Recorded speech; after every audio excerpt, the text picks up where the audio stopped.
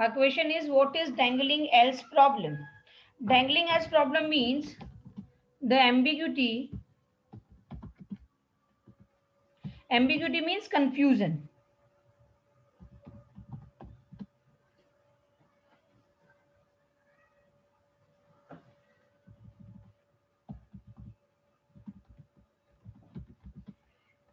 That arises in a nested if statements due to presence of more number of if than the number of else. Then the number of else. Close is called dangling else.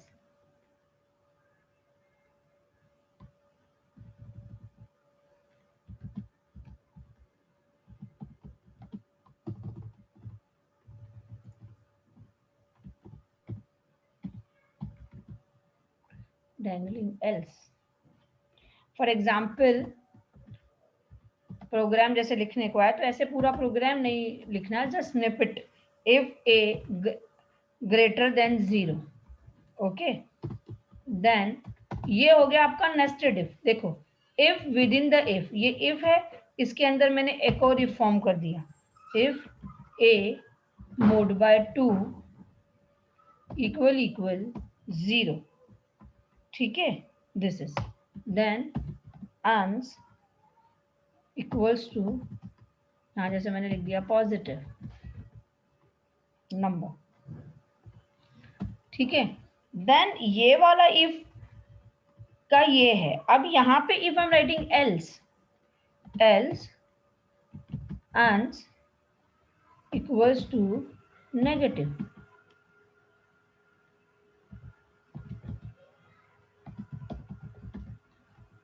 Negative number. अब देखो इस programme में, इस snippet में, ध्यान से देखो everyone, इस स्निपेट में इफ और ये इफ, 2 इफ आर देयर, तो फिर ये एल्स किसका है? ये एल्स किस इफ का है? फर्स्ट वाले इफ का या लास्ट वाले इफ का? ऑब्वियसली ये यहां पर जो है ए ग्रेटर देन नेस्टेड इफ अंदर वाला इफ है, तो ये वाला एल्स इसका है. मगर अगर मैं इसे प्रोग्राम में लिखूंगी तो ये किसका रिजल्ट आएगा? अगर मैं इसे ब्लू जे में लिखूंगी तो. Okay, so now how I can remove this? I can remove this confusion. ये प्रोग्राम अगर मैंने लिखा तो कंपाइलर को कंफ्यूजन हो जाता है, राइट? वेट, मैं इसको ब्लू जे पे रन करके बताती हूँ.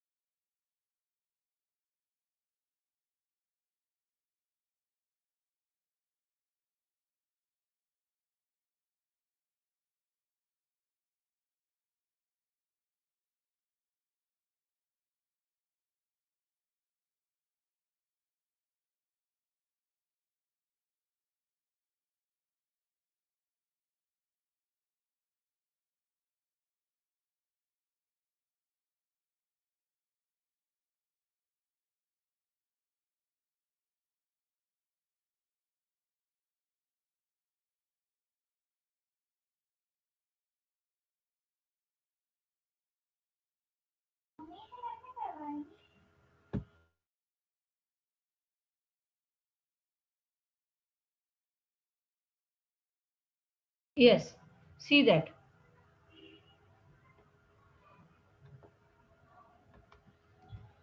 ये प्रोग्राम जो मैंने लिखा है, इफ एल्स का प्रोग्राम है, it shows you the example of the dangling else. Example of the dangling else. ये देखो यहाँ पे मैंने एक इफ बनाया, उसमें नेस्टेड इफ बनाया, अब ये एल्स एक ही बनाया, तो how the compiler will understand कि ये कौन सा एल्स है. ये देखो, नो प्रॉप्स कंपाइलर. अब मैं डालती हूँ वैल्यू. ओके, कोई भी number compile and run run run run.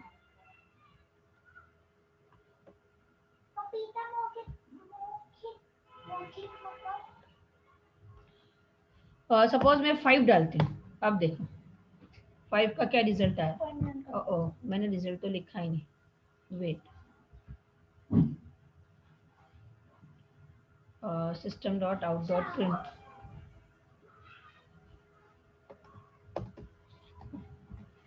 System dot out dot println answer.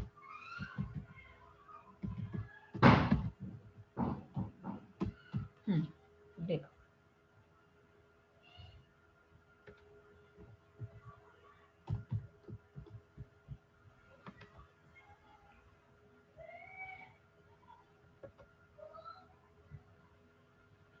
Five, ये देखो क्या आउटपुट आया, कुछ नहीं। ठीक है, क्यों नहीं आया? बिकॉज ये जो प्रोग्राम बनाया है उसके वजह से ए ग्रेटर देन हुआ, मगर ये यहाँ पर ये जो पॉजिटिव नंबर था ये नहीं आया। ठीक है, नेगेटिव नंबर आ रहा है क्या नहीं आ रहा है वो देखो बताती हूँ। क्यों नहीं आया है positive number? Because 5 is not divisible by this. Okay, अब देखो -5 डालते हैं,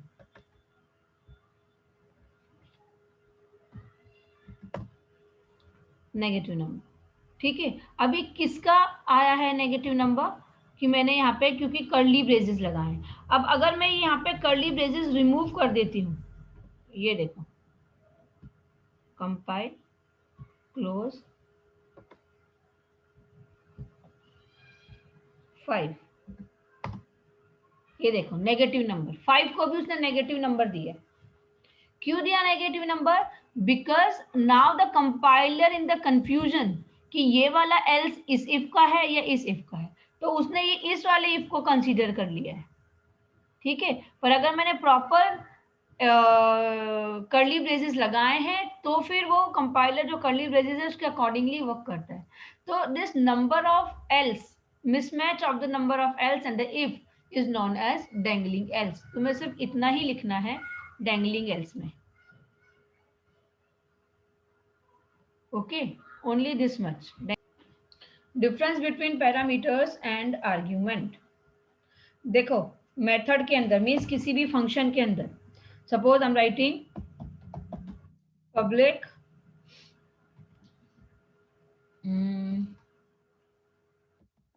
void add, ठीक है, और यहाँ पे मैंने लिखा है int a int b।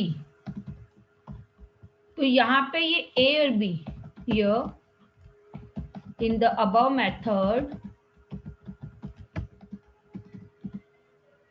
a and b will be considered as an parameters, whereas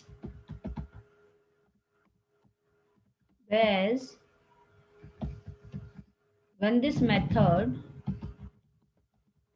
is going to be called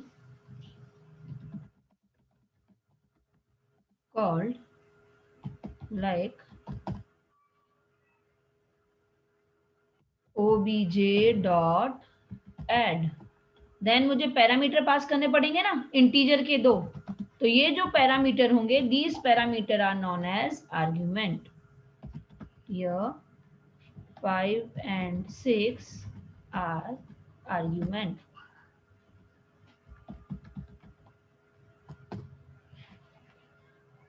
ठीक है, मी वैसे ना ऐसा नहीं है, आगे जाके ये parameter argument both are same, ये किसी किसी बुक में ऐसा लिखा हुआ है, किसी किसी बुक में बताया हुआ है, अदरवाइज एज सच कोई डिफरेंस नहीं है। बट अगर डिफरेंस आता है तो you have to write this. Okay, at the time of the calling ऐसे भी लिख सकते हो, parameter pass known as the argument, और at the time of function definition, ये है फंक्शन डेफिनेशन।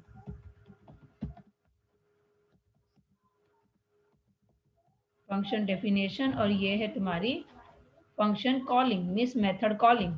ऑब्जेक्ट बना करके,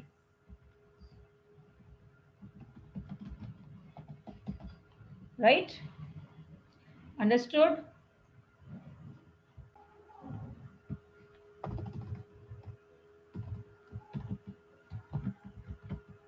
packages, group of similar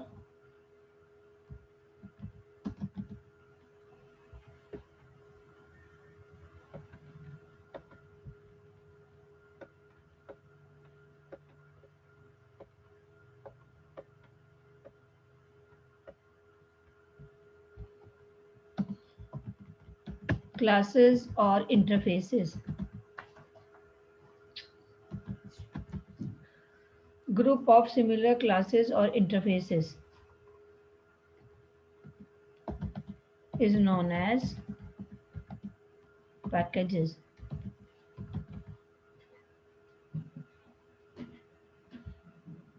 Yes, and providing the protection.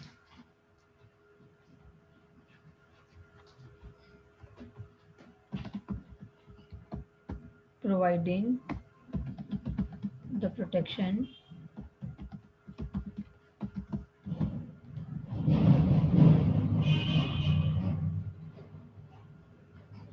providing the access protection, providing the access protection and namespace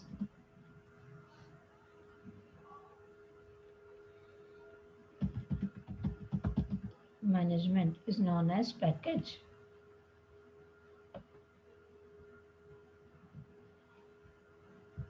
Okay, now there are two type of packages.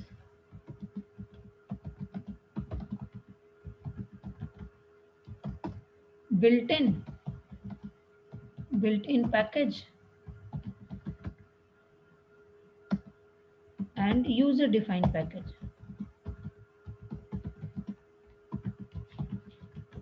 Built-in packages and user-defined packages. User-defined packages means what? Defined by the user. Okay, and built-in packages means जितने भी हमने अभी तक use किए हैं, util, AWT, net, geo, SQL, java.lang. Java.lang is the default package. बहुत सारे packages हैं, जो जो हमने यूज किए वो बता देती हूँ.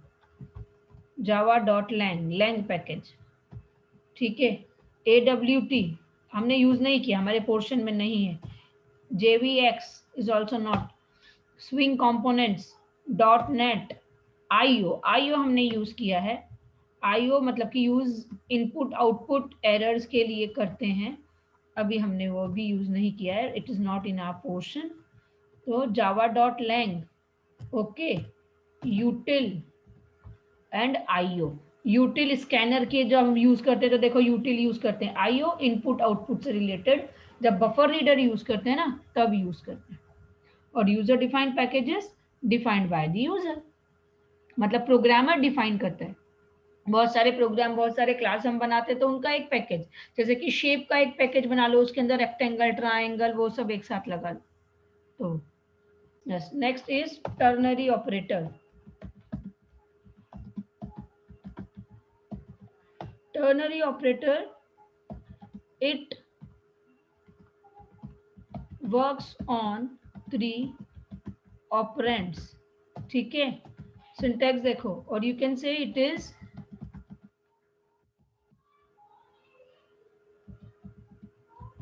Shortcut of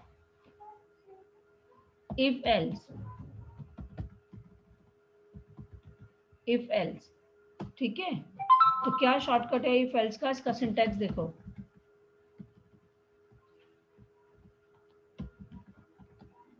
syntax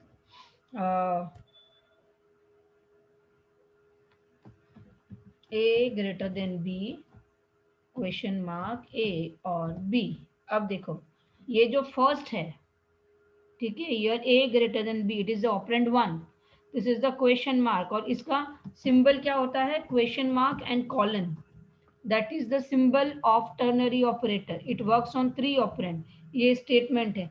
now in this statement ये ऑपरेंड 1 मतलब ये एग्जाम्पल है और सिंटैक्स है इसका बूलियन एक्सप्रेशन,